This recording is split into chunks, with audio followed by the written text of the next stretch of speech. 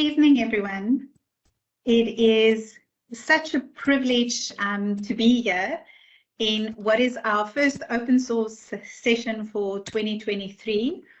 And I have the immense pleasure to have what I believe is a coffee chat and an engagement with Portia. So Portia, thank you so much for joining me. It's indeed a privilege, and I know we know each other for many, many, many years. I can't think back when we first got to know each other, but I think it is definitely a privilege to spend some time with you and just actually have a discussion. And I think it's so amazing because you have found yourself in various learning and development divisions in various organizations. And I think specifically now that you're busy with your doctorate that focuses on the conceptual model towards systemic employability design, specifically around learning, because I know you view education in line with a purpose and a legacy. So thank you so much for joining me and spending this time with me that we can chat about what is this thing called a learning strategy and what does that mean? Thank you, Lize, and thank you for inviting me to the session. So yeah, let's have some coffee and a chat. No, definitely. So from my side, what I want to say is maybe let's get the conversation started.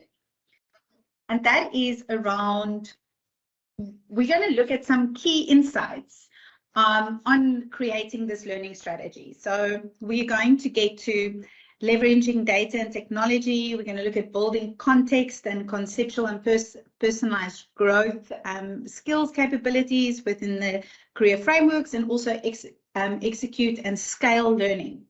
But these are going to be all folded in our conversation as we just chat this evening. And I think I would like to get started with regard to, you know, the big thing, like we chatted about the other day, was around if learning and development needs to align themselves with business strategy first. And I think we for many, many years have spoken about we need to have a seat at the table, meaning we've got to be part of the strategic conversation. So Portia, how do you feel? Do you think that there's actually been an involvement where that's concerned, or have we just stayed the same? Do you think we're better at it? I think if I look at, I think to generalize, maybe, I think some organizations have taken heed, I think in particular post-COVID. I think in the past, what we could do is, you know, look at talent, look at who we need in organizations based on, you know, pretty much the same. And I think what COVID has taught us is that, you know, when I was doing research, 2018 roundabouts, the research said that 40% of jobs would be impacted or would be changed or non-exist, right? And we were at that point in 2018 looking at 29% unemployment. So if you take rounded or 30% unemployment, I looked at what was coming 2030, that would make that 70% unemployment. So let's consider that 20% of people take lead. And we were at that point in 2018. Okay. So let's assume that organizations take lead. We look at between 50 and 70% unemployment. So here's the challenge. I do see organizations changing, unfortunately too slow. And, you know, given that COVID has, how can I say, expedited. So what COVID's done is expedited 2030 right into 2020. So what has actually now happened is COVID hit. We all, I think, got shaken by it. We kind of had to survive. And what I expected is for organizations to be more adoptive of what was to come in 2030. But too little have, or too few have, and not many have made that shift. And here's the challenge is, there is no business that is not affected by COVID and digital transformation and fourth industrial revolution, and now even fifth. So if it is why Did we call people back to the office? Why don't we still have hybrid models? And that's an indicator for me that too few organizations have changed and they're going to be caught out.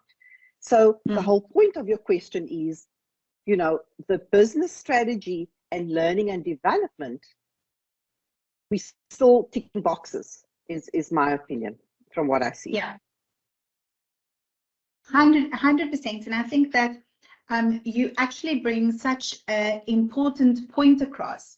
I think COVID expedited things, and that is why it becomes so important that we do have a seat at the table, that we are part of the strategic conversations, because it has expedited the need from a learning strategy point of view that we actually need to accelerate the development that pre-COVID we anticipated needs to happen in the next 5 to 10 years.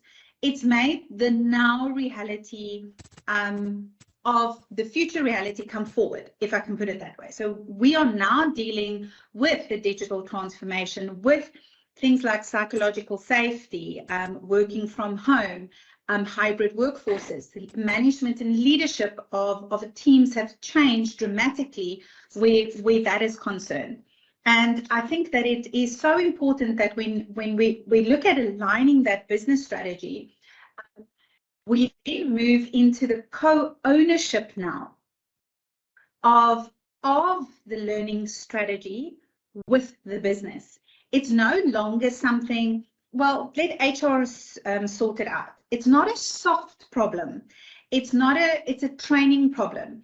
It's actually, to your point, it's where we need to have conversations, talk to each other, and actually sit from a human capital development point of view with the owners that own that talent, actually, from an execution point of view, and actually move forward where that is concerned.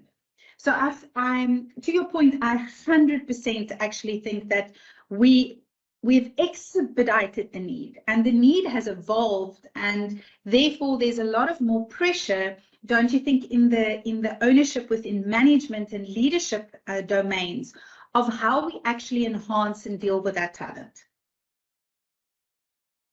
Yeah, I think, Lisa, also happening is when we talk about talent and when you talk about the seat of the table, actually what should be on top of the agenda is how do you retain and attract? And so we're not having that conversation. So I think, and here's the thing. So a lot of my colleagues in the talent space are saying to me, you know what, Portia, we are finding people, and this whole perspective of personal agency comes to the fore. People now have choice.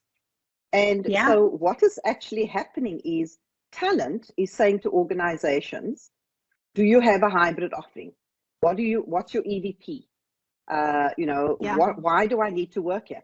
And what my colleagues are saying to me is that when people, when they want to attract them to the organization and start discussing all these things, they actually are declining the carrot being dangled of money. People are looking for a balance. They're looking for a well-being. They're looking for organizations that are at the forefront.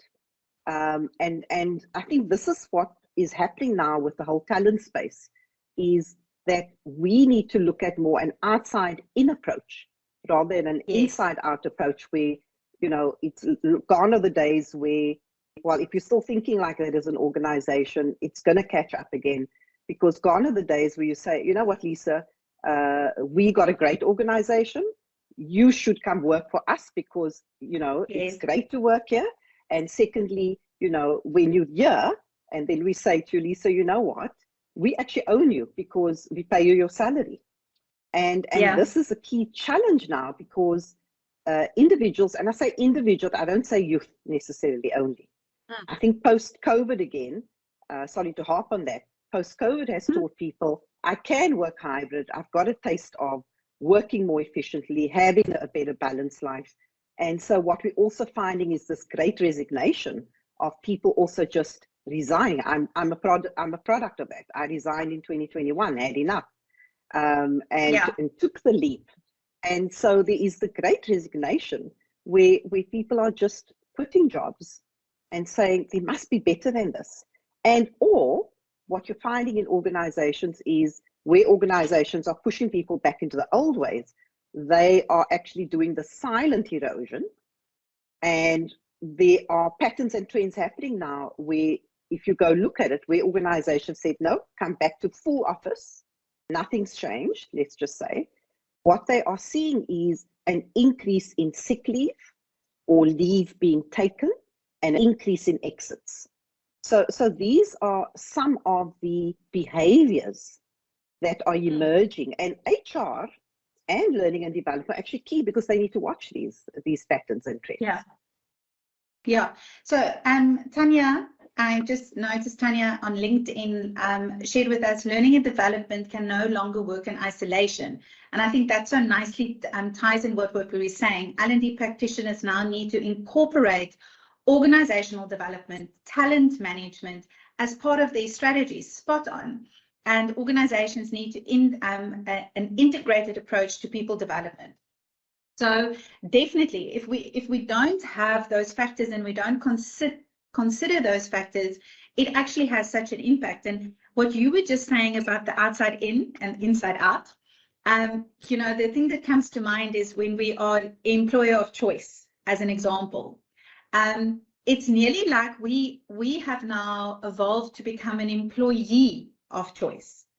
In other words, we've always realized that as an employee, we have a brand, and there's a brand responsibility and a brand capability we have as an employee. However, it has become far more robust now, where we actually need to look at horizontal and vertical development frameworks. And to your point, Portia, that you made a little bit earlier on, it is the data becomes quite important.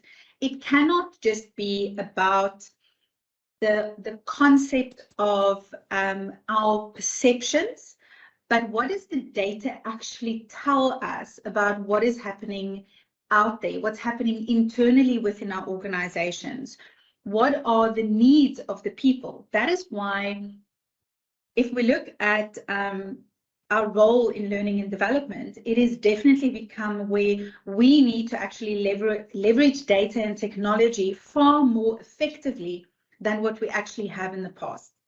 Tanya, thank you for letting us know that the live stream is lagging a little bit. Can I maybe ask our team just to send the MS Teams link on LinkedIn Live, if you can, Cassandra or Jade, it might be of assistance. And then Brendan also just in the chat said, corporate culture is not improving, yet expectation is that the employee continues without consideration of PTSD resulting from exposure and the effects of COVID, 100%. But we also need to look at what is a good employee value proposition, what is in good employee well-being programs.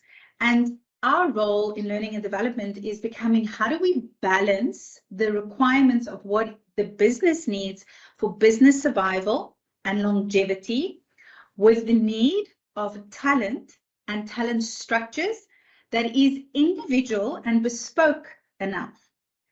So, Portia, what are your thoughts with regard to leveraging data information and technology as a whole within our role in learning and development? Well, Lisa, garbage in, garbage out. So it depends what data you're looking at. And I think there 100%. Is a key insight.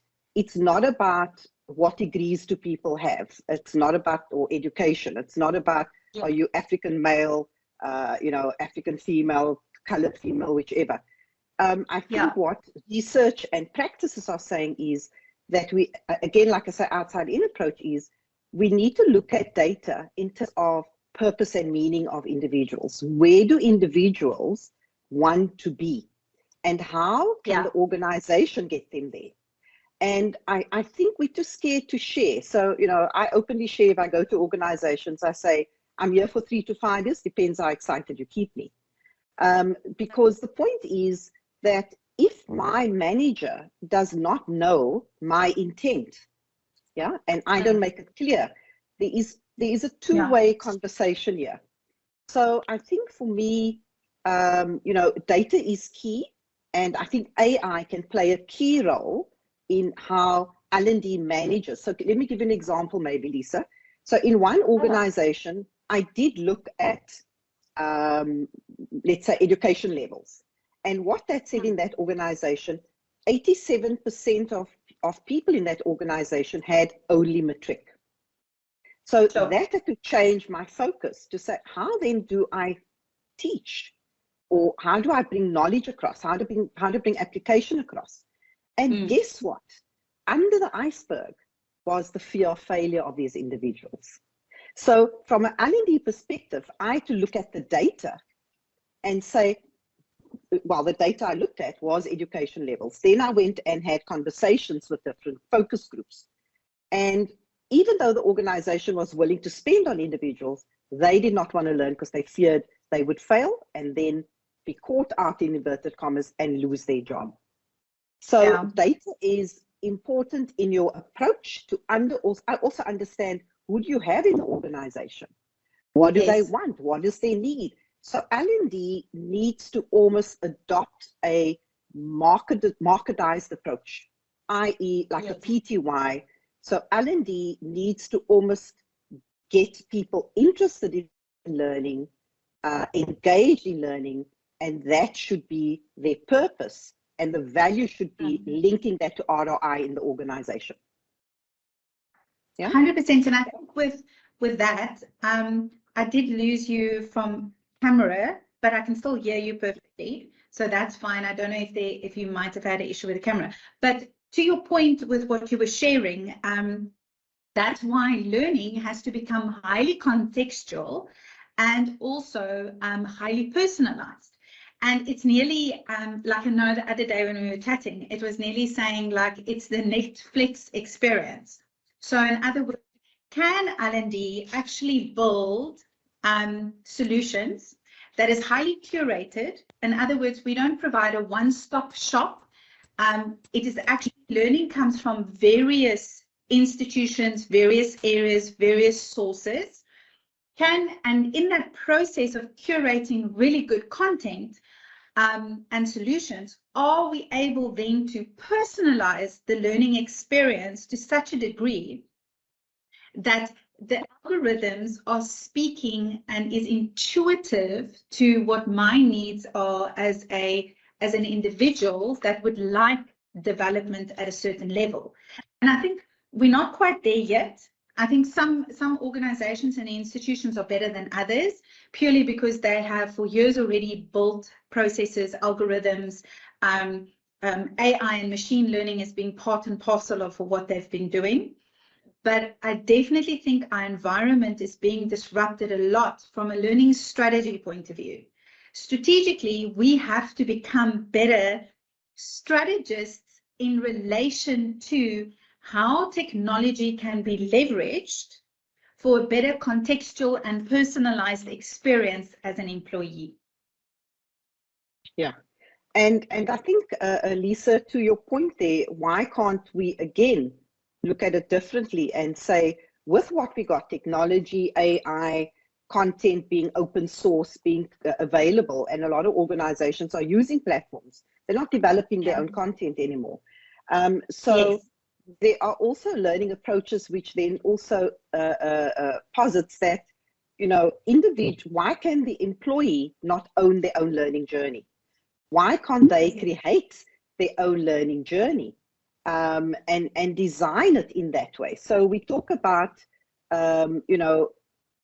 L&D providing the platform, potentially providing a framework with caution, but where the learner touches what they want to learn, and you create the learning experience in such a way, and it links to some data, whether behavioral, visual, quantitative, qualitative, at the end of the day.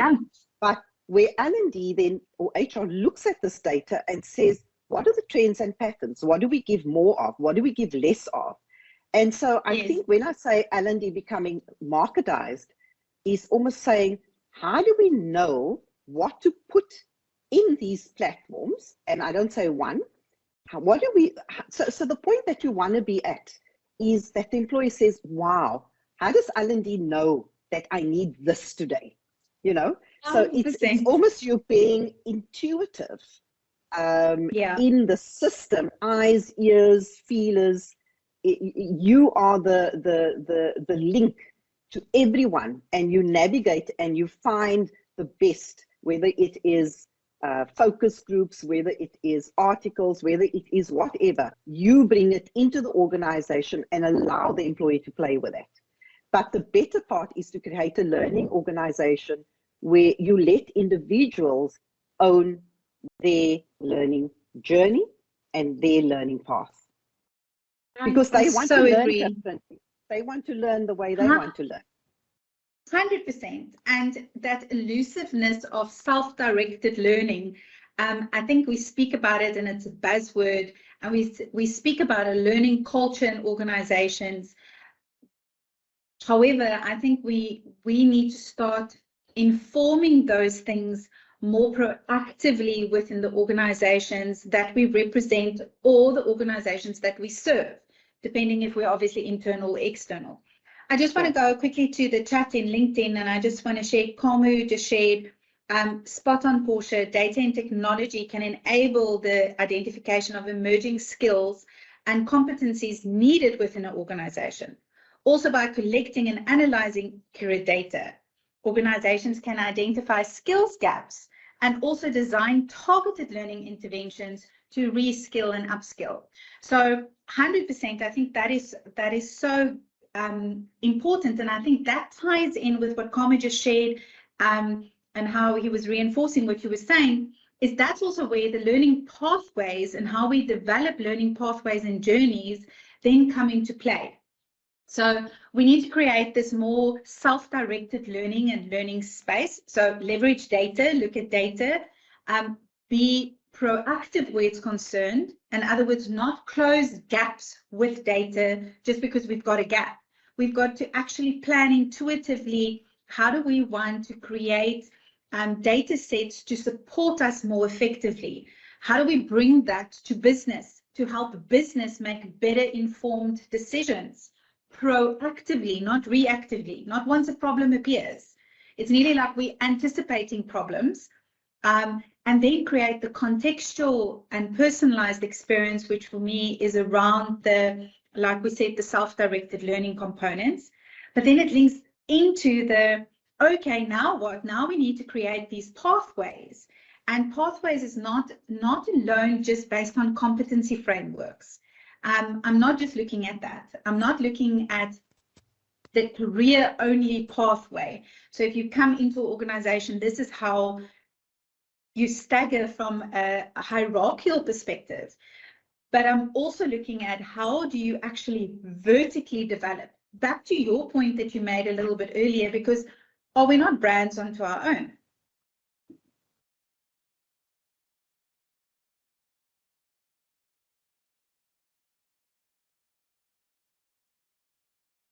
So I think I lost Portia there just for a second, but just to link to the learning pathways, I think when we leverage the data and the technology, it becomes so important to understand that learning pathways actually help us to scale more effectively. So Portia, what is, if you're back with us, thank you. Yeah. What is some of your ideas just around learning pathways and journeys, and how do we actually execute and potentially scale that?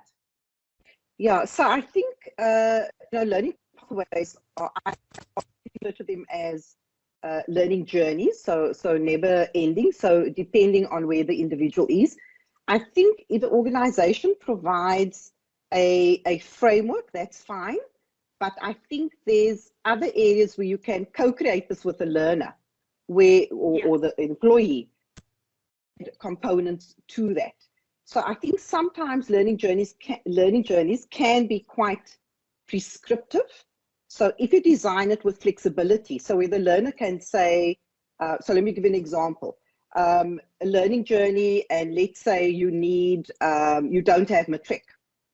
You then need to say, what is it that you need? Do you need the matric? Or what is the skills or knowledge or capability that this individual needs? then you find other creative ways of doing that. So it means the employee can put a little, their own little nugget within the learning journey or pathway, and to get to a specific place that they want to be. So I'm cautious to say learning journeys are the be and end of all. I think if it's co-created, it makes sense. And I think where learning journeys do become valuable is individuals still want reward and recognition, or they want progression. Yeah. So, you know, unfortunately, all of these things are not totally open yet. And, you know, a way of navigating, you've got labor laws, you've got all these policies and regulations still. So sometimes the only way is to say, if you tick, sorry to use this word, this pathway, you can progress. And I also think learning journeys need to be progressive, so that you can jump from one learning journey into another with ease. So the bridges need to be built. Yeah, 100%.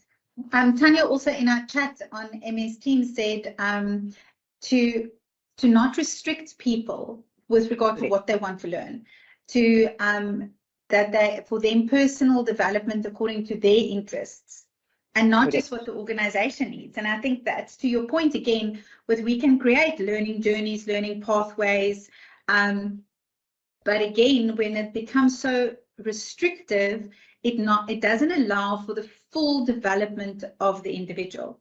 And I think that is just, I think we've got to be careful of the hype, because once we've put a learning journey in place, and we all know from a design point of view and doing proper research with regard to what would be a good learning journey, you nearly have the thing ready and designed, and then it's irrelevant.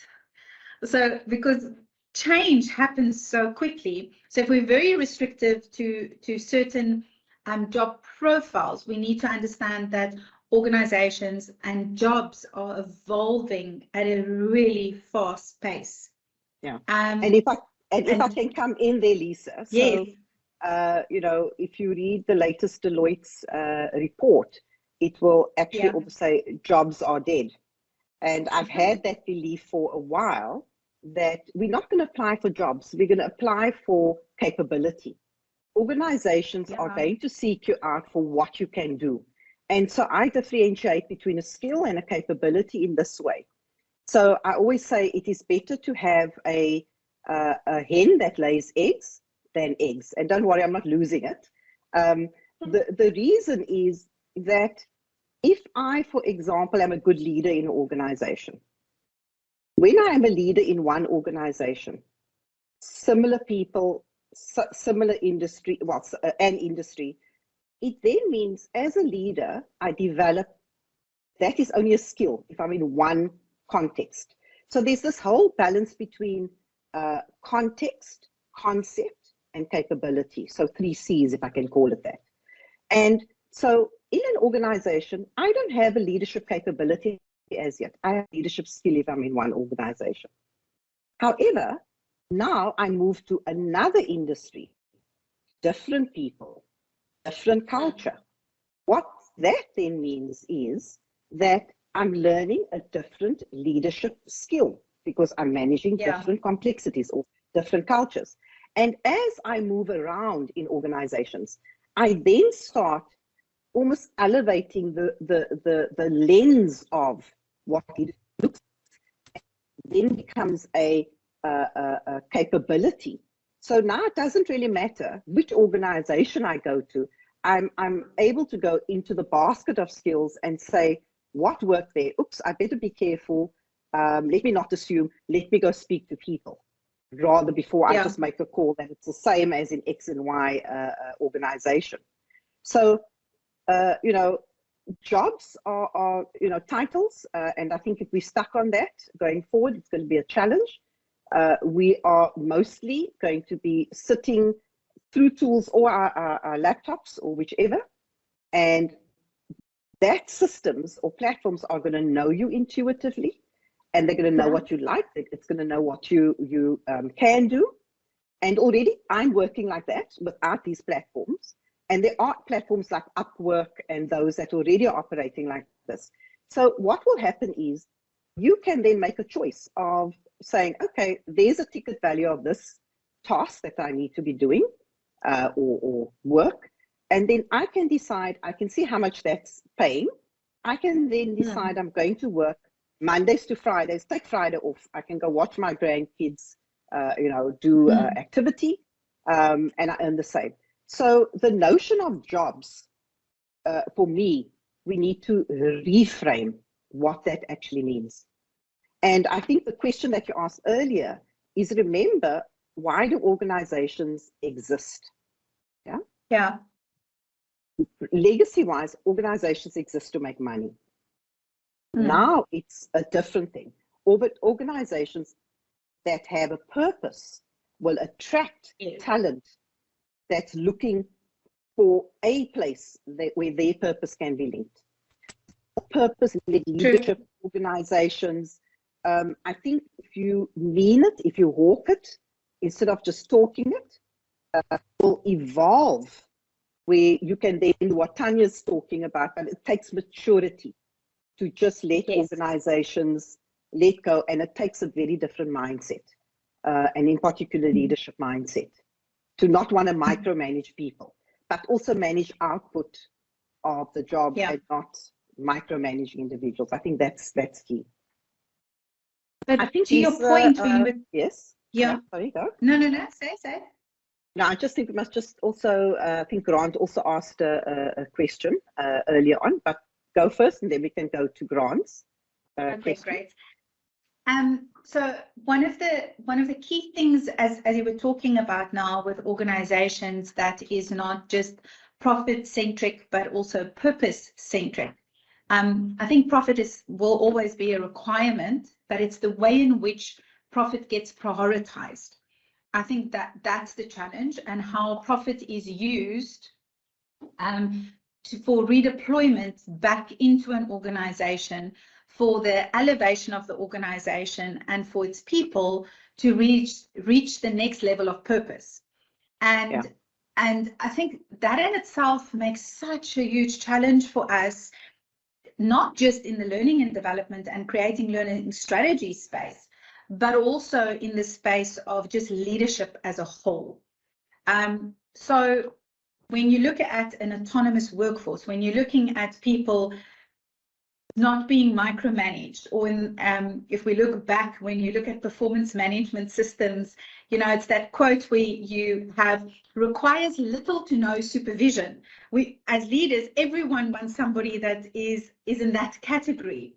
However, we now need to look at, so what does the future world of work look like? And to your point, Portia, when you look at leadership and contextualization of leadership within different organizations and different industries, I think our biggest challenge that we face within developing a learning strategy is exactly the development of leaders that are able to manage individuals that are individuals.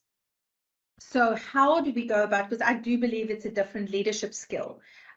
It is something to be intentional when you have a remote workforce to connect with a workforce.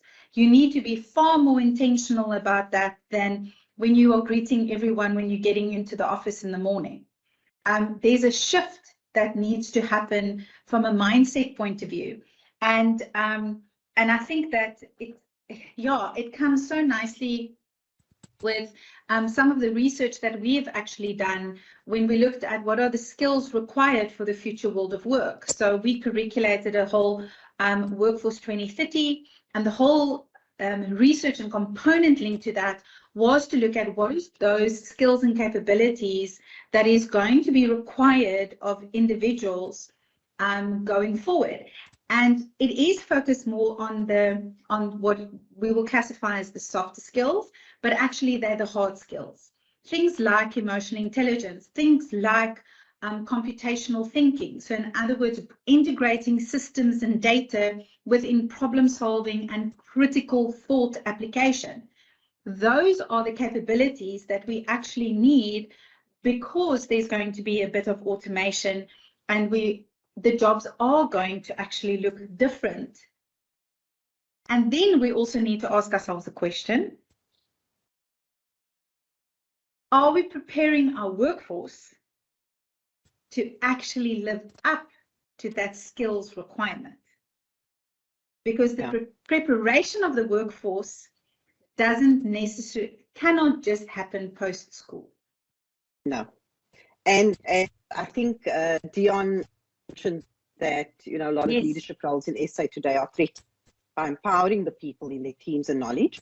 And I guess, Dion, if I'm really honest about it, organizations and HR allow people to have longer tenure in organizations, and they are not developing themselves, interested in developing themselves. And so we're not also looking at, you know, creating space for everyone. The reason is there's a lot we look at when people, a few years ago, used to hang around for retirement. Yeah. So, anything. So, organizations almost need to form strategies where it's okay to leave and come back. An example is Unilever and Vodacom changed to marketing execs roles enough to do this. So, and I think back to your other point, yes, there's leadership to change the mindset. But I think the one is, again, working with what is leadership's purpose, understanding the individuals, where they want to be. Because also from being in the boardroom and sitting in the seat, you sometimes have to sell yourself. So it's not. So if you know where you're going, you know what you want, you have those courageous conversations and say, we can enable that in 5 years, but you need to develop someone. So we call this succession planning, and succession planning will never work in organizations if the person holding the position has nowhere else.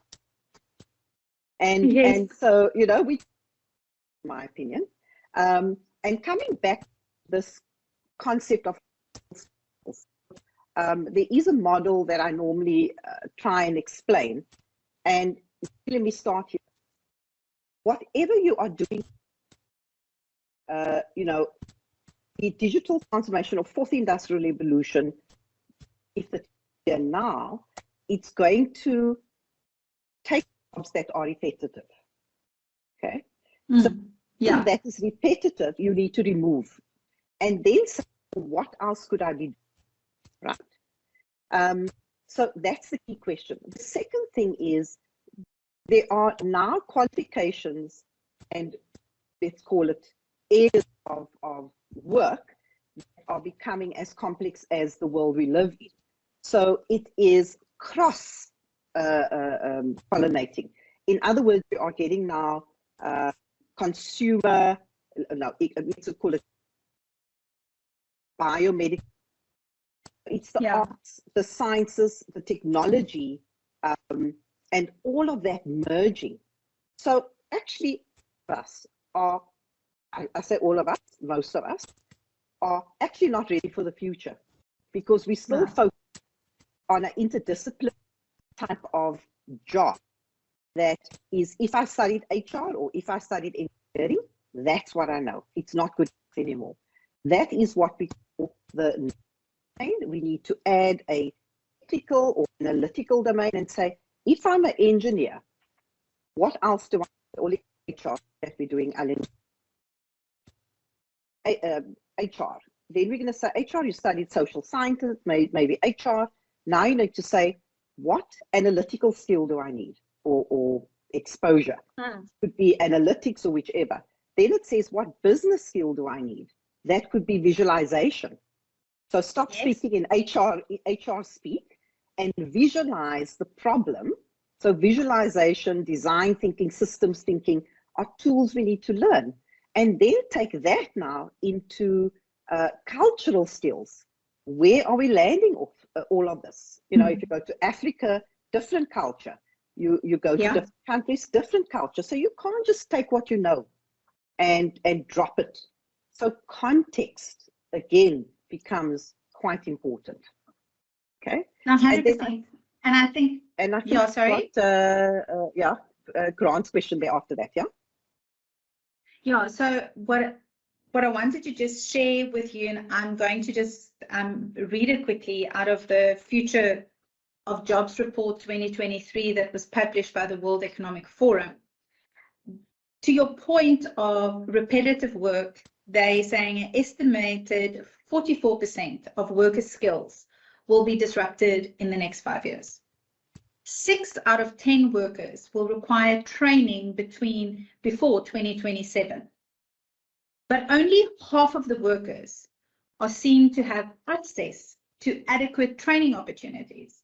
So we're just talking, if we look at L&D and we look at the function of learning and development and supporting people to be ready for the disruption, ready for how they need to evolve contextually, to your point, because I think context, I totally agree with you.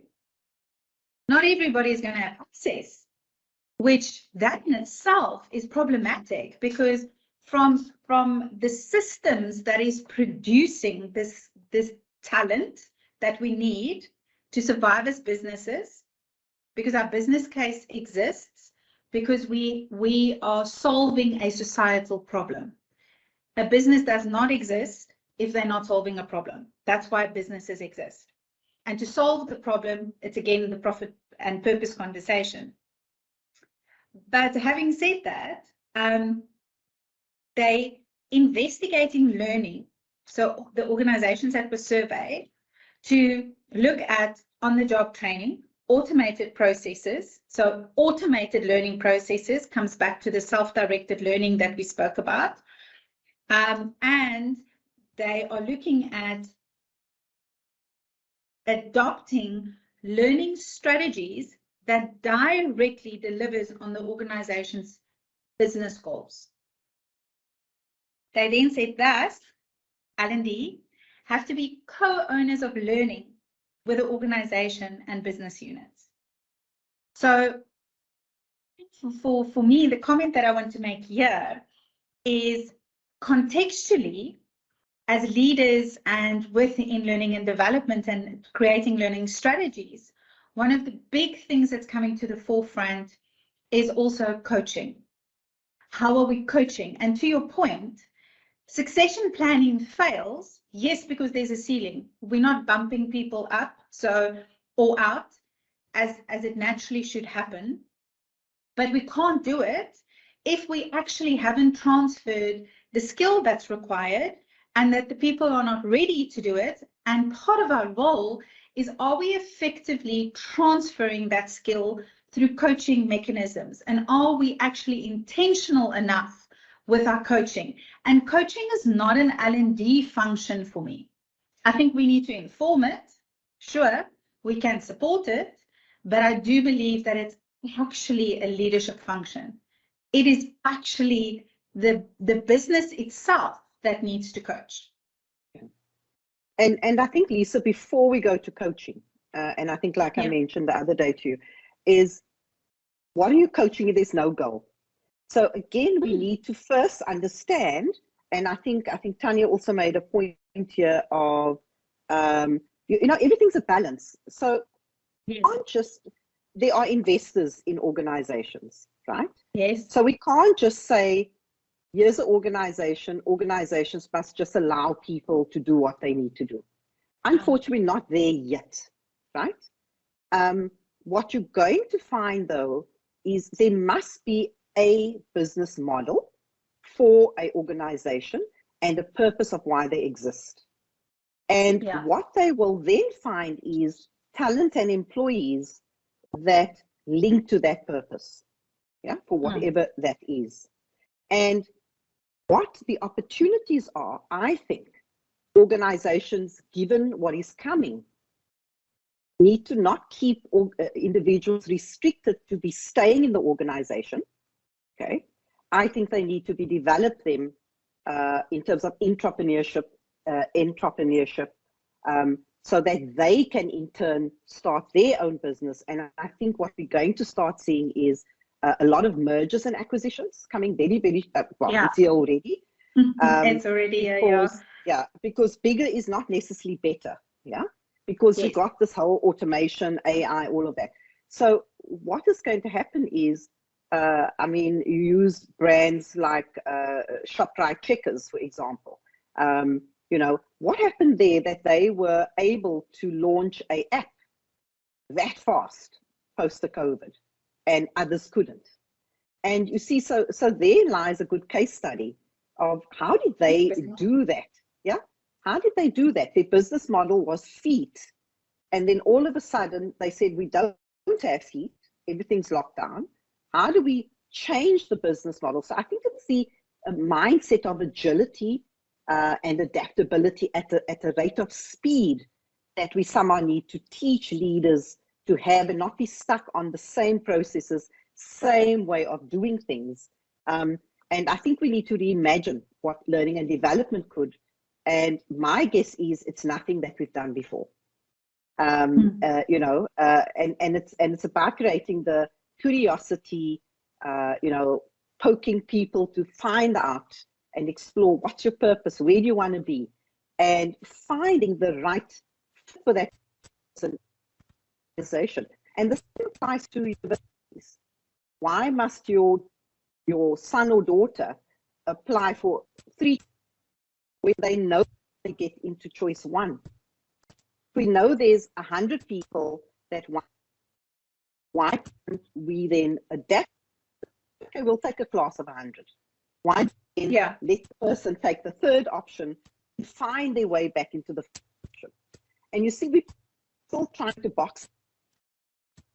No, 100%. And I think there's a balance, because there is some structure still in organizations. We're not there yet, but we slowly need to start looking, you know, at things differently. I think to Grant's question is the 3 things that we can do to maintain bold company culture in a hybrid environment. So is automate your systems. Does it matter that people are not in, or does it mean more that they are doing the job? It doesn't matter when they're doing the job. Yeah. So I think when you automate systems, when you develop intelligence, where you can actually, you know, it's not micromanaged. You can see the output. Is it moving? Yes. Staying close. In the hybrid environment, a lot of people are doing, so all of a sudden, so and people tell me they force diversity and inclusion workshops. They don't quite know why. Some don't like it. So the point is, we are treating this as a plaster. We're not having the right conversations to say, when we're looking at diversity and inclusion, which is a key component of this hybrid model, how could we do it differently? Training, I always say to people, you know, the fact that I'm in training does not solve organizational problems. Okay, it supports it. Yeah, and I think that is a key thing, is that, like you said, line managers need to own the coaching. They almost need to look at people as assets, yeah, and build them to have assets of their own, that they either stay and build and grow the organization, or grow their own organization. And I think that's where organizations will truly become powerful. 100%, and I think that is also when you said we can't put plasters on things, that it becomes so important for us to look at what are the strategies we are building. Are we putting old socks on but new shoes? Yeah. And what I mean by that is, we can't just make it look new. Is it really new? Is it really disruptive? Is it really agile? We'll be curious enough to go and look at other solutions and other ways to do it. But in the same breath, is organizations ready for that? So to your point, when you refer to the retailers and the ability to be agile enough to have a distribution channel set up and ready in COVID to be able to deliver essential services to individuals that weren't able to leave home. That agility is exactly what is necessary. So we also have gone beyond the phases in organizations, but also within learning and development, where everything needs to be tested and tested and tested and tested before we go live.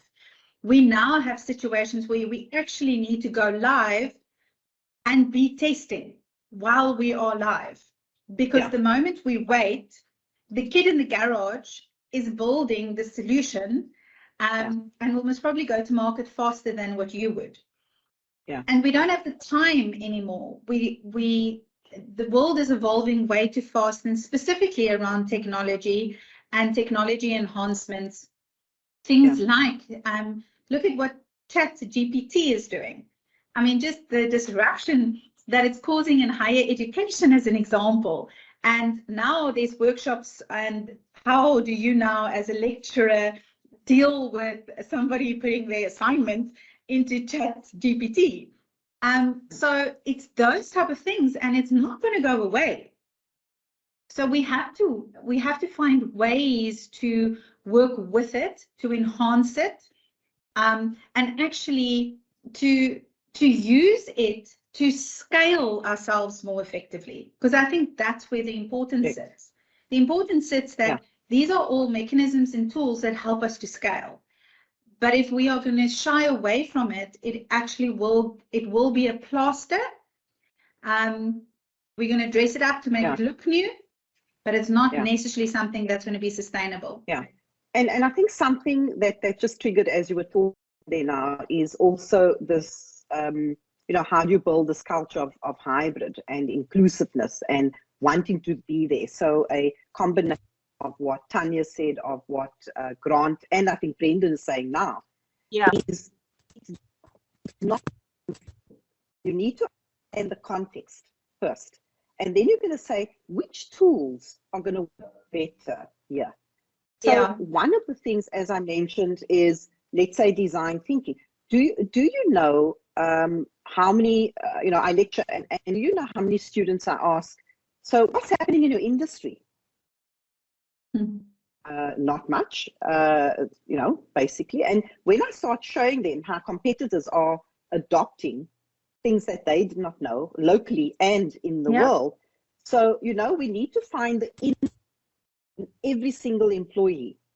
And I think that's the role of L&D, is to bring that out through creating fun. And I think one way is, why don't organizations design creative spaces that allows for creative thinking, which is a wonderful way. Instead of telling people you will come to the office 2 to 3 days a week, why don't you bring them in to work on a problem? Why don't you then, and L&D, shows people an approach, teaches them a different way of doing things, and you incubate, for the lack of a better word, and you make them work in a space to solve a problem where they think, oh, wow, that was great, so let us do it again. Instead of forcing it, you'll actually find there'll be more in the office than actually at home, because it stimulates the thinking. It stimulates the thinking. And I think, the last thing, I think Tanya's also saying maybe we should ask the question as to why we all follow industry trends instead of breaking new ground. In the L&D space, we should have more diversity. Heard, and 100%. And why I look at industry trends, so as where the trends are going. And that gives me what I call a gift of where things are going. And then if you do as I mentioned now, the creative side of things, you can bring that into organizations. So we don't do sufficient R&D, research and development. And we years ago, we used to invest X percentage of profit into R&D. A lot of companies are not doing that anymore. So take R&D away, invest in innovation and different ways of doing it, And when you say, like, why are we still following industry trends instead of breaking new grounds in the L&D space? I look broader than the L&D space. Yeah. Yeah. So there are people in trends now in the L&D space, for example, you know, where we are allowing for different platforms to come in. Why are we not giving access to people to tablets? You know, why are we? So we can get creative, but if our policies and processes and tools are not enabling people to do so, then there's a problem. But there can be creativity in opening the space to other platforms where these things are free, where it's engaging, like the session this evening. Yeah. So I think it's a balance. You know, we need to lead as L&D. I agree with you, and we have got about 4 minutes left to the end of the session, and I just quickly want to shoot over to LinkedIn and some of the chats there. And I just want to say, Kaz asked the question, how does business balance its sustainability and that of human capital development and inspiring individuals? And I think that we covered that in the form of the balancing the profit with a purpose. And your comment now is so spot on. We've got to reinvest back in the business, and we've got to find ways to put development back into R&D. So what does that look like? Why? So that we can create an environment where human capital is actually developed for what is needed from a future perspective. And that hopefully means that we're addressing individual needs, but also business collective needs. But there's a fine line. There's a fine line with creating those learning pathways, development frameworks. And I think it is so important for us to realize that we're a critical component to help businesses become effective. And, you know, I think some key points that we just spoke about for me was we have to align with business strategy. We need to know what the business strategy is. Where's the vision? What's the North Star? Where are we going? We've got to understand that there's a co-ownership. No longer is if there's an issue that it's HR and training that must resolve it. No, it's how do we collectively, how do we collaborate to actually work? So business units and L&D working better together. I think there needs to be good assessment of capabilities within the workplace, and with that capabilities, look at how do we design these learning journeys and pathways to better support individualized development through a let's call it a Netflix experience. So how can we potentially build that? How do we leverage the data and how data informs us from a business perspective? And then with that data and making use of AI, it's the scalability. So how can we scale it? How can we become more effective as learning and development? Because if we do not have scalable solutions, it's not going to help us to, like your point was, to have that app ready to go to market. And then, yeah, I think it's very important for us also to measure impact. So is what we're building, is how we're supporting actually making a difference? And if it's not, it's our job to adjust and readjust, give the feedback, get the feedback, and look at better solutions that will help businesses and individuals going forward to be ready for this future world of work. So, Portia, I would like to ask you, because it's now 7, for your closing comments before we say thank you to our audience. Yeah. So I think for me, you know, while we're talking about this, my closing remark is we are going to head for 70% unemployment. We already have 65% youth unemployment. Yeah. Me awake at night is the fact that, you know, I'm okay, but it's not okay that I'm okay and you're not okay. Because imagine a day where 70% of people don't have money for food. We're already seeing people on the streets on a daily basis. Yeah. So if this is the case, you know, we need to start thinking as organizations, in our individual rights and in organizations, how can we really start looking not at jobs? How can we enable individuals to be employable? And there's a big difference from being employable. Either entrepreneurs, either capable of doing something else. And guess what? You know, it depends where the individual wants. We need to look at motivation, purpose, and all of that. But I think for me, the more daunting thought is that we may be too late if we don't act fast. So agree with you. And on that note, I want to say to you all the best with your doctorate. And I look forward to reading it once it's all done.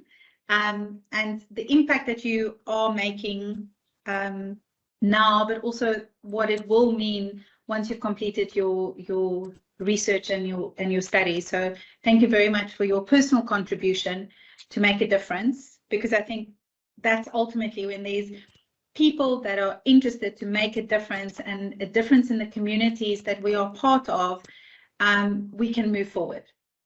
And from my side and from Omni's side, I want to say thank you very much to everybody that joined us this evening. I hope you found it insightful. We look forward to welcoming you on our future open source sessions for the rest of the year. Please just visit our website if you're interested to book for the other sessions. All the topics and all the dates are there. If you've got any questions, please give us a shout. You're welcome to email us at info@omnihrc.com. Otherwise, have a blessed evening. And it is winter in South Africa, so stay warm if you're dialing in from anywhere else in the world. I don't know if it's morning or evening, but good day might be a good option. Have a blessed day. Bye, and thanks again, Portia. Thank you, Lisa. Thank you, everyone.